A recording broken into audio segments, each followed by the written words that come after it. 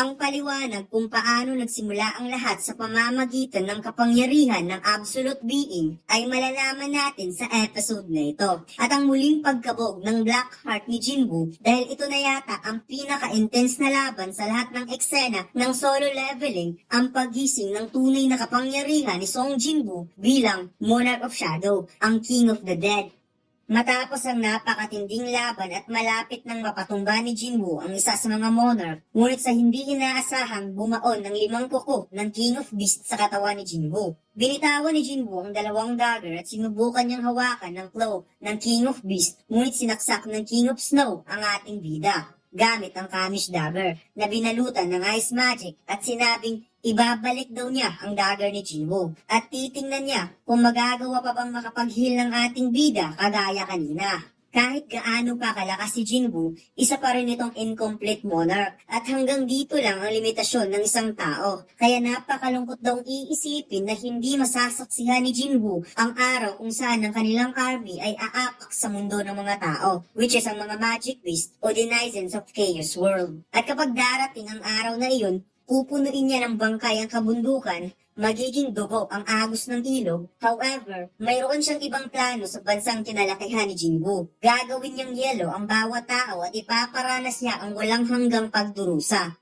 Habang hindi makapaniwala si Jinchul sa kanyang nakita kung paano natalo si Jinwoo, umiiyak naman ang ina ng ating bida at si Jin-a. At si Cha Hae-en napadilat ng mata sa nangyari sa pinakamamahal niyang si Song Jinwoo. Habang nagsasuffer ang ating bida sa napakatinding sakit, iniisip pa rin niya na bigyan siya ng pagkakataon para lumakas. Hanggang sa sinabi na ng system, ang kanyang HP ay umabot na sa 0 at ang player ay patay na. Ngunit ang player ay nagpo-possess ng Blackheart at na-meet nito ang lahat ng requirements na kailangan upang magamit ang passive unknown skills. At ipinakitang bigla itong nag-activate ang passive na hindi pa nagagamit ni Jinwoo, ang unknown passive skills. Biglang umilaw ang paningin ni Jinwoo hanggang sa nakita niya ang isang liwanag sa pagbubukas ng kanyang mga mata. Napahawak dibdib si Jinwoo at naalala niya kung paano siya pinatay ng 2 monarch at napagtanto niyang isa lang pala yung panaginip. Napansin ng ating bida na nasa hospital siya at sigurado daw siyang nasaksak ang kanyang puso, subalit ngayon buhay pa siya.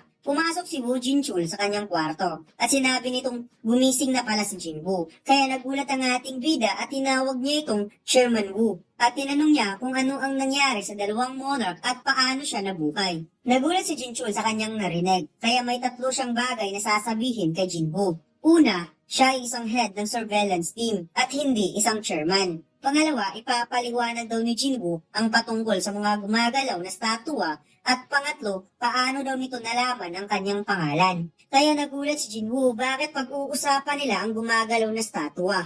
Wika nito, pagkatapos daw nila makareceive ng report, nagpadala sila ng mga hunter ng White Tiger Guild at agent ng Hunter Association. Ngunit si Jinwoo na lamang ang naiwan sa loob ng dungeon. Hindi makapaniwala si Jinwoo kung paano ito nangyari sa kanya dahil napaka-familiar ang hospital na ito at 2 linggo siya na nagstay dito. Sinabi ni Jinchul na iba daw ang mukha ni Jinwoo sa kanyang profile picture information at tinanong nito kung okay lang ba ang pakiramdam ng ating bida. Sagot ni Jinwoo, gusto muna niyang mapag-isa para makapag-isip at napasabing paano ito nangyari. Nagpalit na ng damit si Jinwoo. Nakita niya ang kanyang stats, inventory, active skills, passive skills, job-specific skills. Hindi naman daw nagbago ang lahat sa kanya, ngunit bakit siya bumalik kung saan huli siyang na-reawaken? Pumasok si Jin-a sa kanyang kwarto at tinanong nito kung masakit pa ba ang ulo ni Jinwoo. Ngunit nagtataka si Jin-a kung pumasok ba siya sa ibang kwarto at tinanong niya kung sino ang ating bida. Kaya napaisip si Jinwoo na magtataka talaga si Jin-a dahil sobrang laki na ng kanyang pinagbago. Kaya sinabi niya, hindi mo na ba nakikilala ang kapatid mo? Sagot ni Jin-a, sigurado ka bang kapatid kita? Tumatangkad ka ata. Wika ni Jinwoo, nag-i-imagine ka lang. Nagpaalam si Jinwoo na pupunta siya ng Hunter Association upang mag-quit sa pagiging hunter. Kaya nagulat si Jin-a sa desisyon ni Jinwoo. Wika ng ating bida, alam niyang umalis si Jin-a sa gitna ng klase, kaya kailangan nitong bumalik kaagad sa school. At si Song-yi naman, sinabihan niyang huwag magbalak na mag-drop out sa school para lang maging hunter. Kaya nagulat si Song-yi kung paano nalaman ang kanyang pangalan. At nauunawaan na ngayon ni Jinwoo na bumalik na talaga siya sa nakaraan.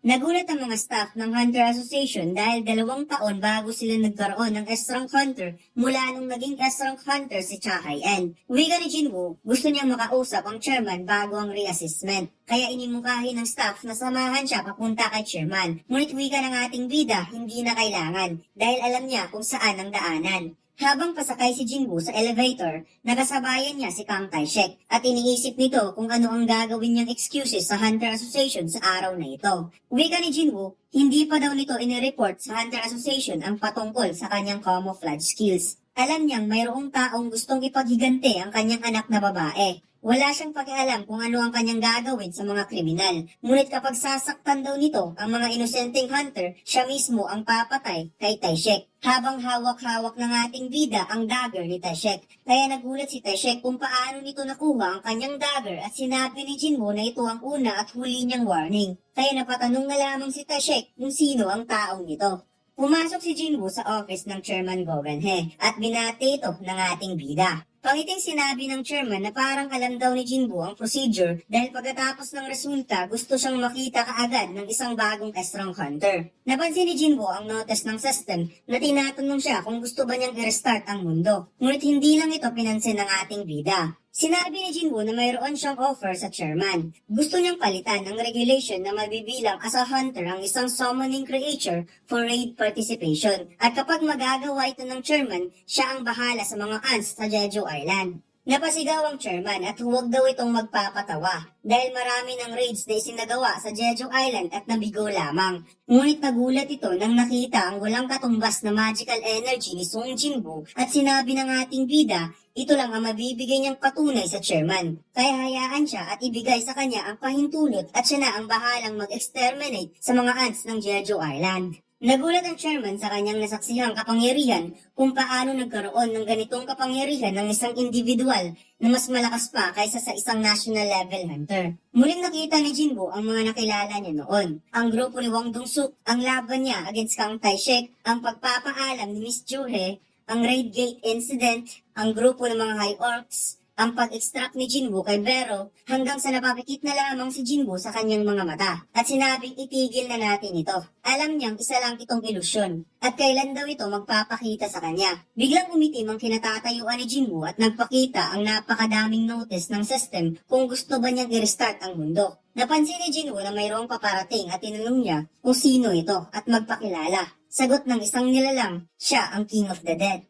Sinabi ng King of the Dead na pwedeng mabuhay si Jinwoo ng ganito na parang walang katapusang masayang panaginip. Sagot ng ating bida, bakit gusto mo akong mabuhay sa mundong ginawa mo? Wika ng King of the Dead na si Jinwoo mismo ang creator sa mundong ito. Dahil daw sa pagnanasa ni Jinwoo na itama ang pagkakamali sa pamamagitan ng kanyang kapangyarihan, nakabuo daw ito ng sariling mundo. At ngayon nasa loob sila ng domain ng kanyang kapangyarihan. At ito daw ang eternal slumber or death.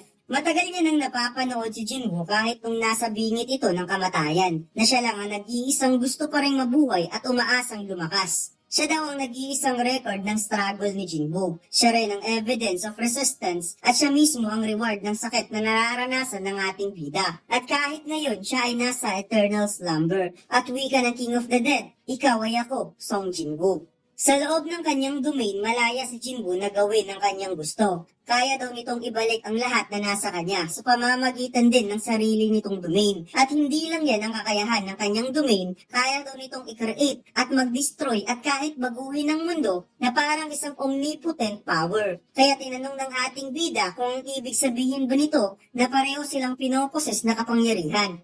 Matagal na daw niyang hinihintay na makita si Jinwoo upang magpakilala. Siya ang Monarch of Shadow, ang King of the Dead, ruler ng mga patay, at ang namumuno sa pinakailaliman ng kadiliman. Kaya nagtanong ang ating bida kung bakit siya ang napili. Sagot ng Monarch, ipapakita niya kung bakit, kung saan sila nagsimula at siyang simula rin ni Jinwoo.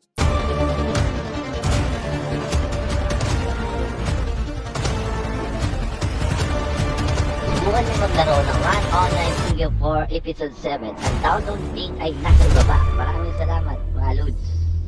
Pagkatapos napadilat ang mga mata ni Jinwoo sa loob ng yelo na ginawa ng Monarch of Frost upang kulungin ang ating bida at tuluyan ng mamamatay sa loob ng Ice Magic Spell. Napansin ng King of Beasts ang pagbukas ng mga mata ni Jinwoo at hindi siya makapaniwala dahil dapat kanina pa itong nawalan ng hininga. Napansin din ni Thomas Andre ang pagkawala ng presence ng mana ni Jinwoo kaya nag-aalala si Baek Kyunho dahil ibig sabihin wala nang makakapigil pa sa dalawang beast. Samantalang si Lim Taegyo ay naghanda na magpakawala ng magical arrow towards Monarch at napasabing dapat hindi siya nakikinig sa lalaki kanina. Baka hindi pa daw huli ang lahat, baka posible pang mapigilan nila ang kalaban kung gagawa sila ng cover para kay Jinwoo.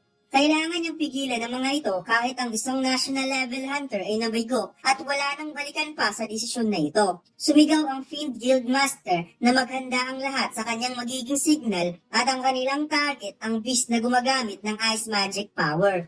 Ngunit napansin ng King of Snow at ni Lim Taegyo ang biglaang pag-apaw ng kapangyarihan ng ating bida at napasabing paano ito nangyari. At nakita niyang ang Black Heart sa dibdib ni Jinwoo ay kumakabog na parang drum sa lakas ng tunog na ikinagulat ng dalawang monarch. Narealize ng dalawa ang sitwasyon at hinding-hindi daw ito pwedeng mangyari ang pagising ng isang true king pagkatapos nilang patayin ng isang incomplete monarch kaya kailangan nila itong pigilan kahit anong mangyari. Kaagad sumalakay ang dalawang monarch upang pigilan ang awakening ni Jinwoo bilang isang tunay na monarch of shadow. Subalit na-dislocate ang mukha ng King of Beasts sa lakas ng sipa na umatake sa kanya habang bumangga naman siya sa King of Snow kaya tumalsik ang dalawa. Ito pala ay si Song Il-wan, ang ama ni Jinwoo, habang hinanda na rin ito ang kanyang dalawang dagger at sinabing walang pwedeng makakalapat na sinumang daliri sa kanyang anak. Samantalang ipinakita na ng Shadow Monarch kay Jinwoo kung paano nagsimula ang lahat. Sa ibang mundo, nung wala pang umiiral, mayroon lamang liwanag at dilim. Ang Absolute Being, hiniwalay ang liwanag at gumawa ng Messenger of God. Hiniwalay din niya ang dilim at gumawa ng 8 monarchs. Ang mga monarch ay ginawa upang magwasak, habang ang mga messenger of God ay ginawa upang pananatilihin ang balanse ng mundo. Kaya dito na nagsimula ang walang hanggang patayan sa magkabilang soldier. Pagod ang lahat sa walang hanggang katapusang digmaan, kaya ang The Greatest Fragment of Brilliant Light ay nagtanong sa Absolute Being kung bakit hindi nito tinutulungan ng kanyang tapat na alagad. Hindi ba daw naririnig ang sigaw ng hindi mabilang na soldier na namamatay para sa honor ng Absolute Being? Kaya humingi ng pabor ang The Greatest Fragment of Brilliant Light na bigyan sila ng lakas upang lipulin ng mga kalaban. Subalit ang Absolute Being hindi nag-respond. Narealize ng Fragment of Brilliant Light na ang kanilang away against Monarch ay isa lamang entertainment ng Absolute Being at hindi nito gustong matapos ang digmaan. Ang commandments na thou shall worship God ay ang pag-worship sa Absolute Being. Thou shall praise God. Ang lahat ng mga naghihiyawan at umiiyak sa laban ay para lamang sa Absolute Being. Thou shalt prove thy faith. Ang lahat ay dapat nanunumpa sa kanilang katapatan sa nag-iisang Absolute Being.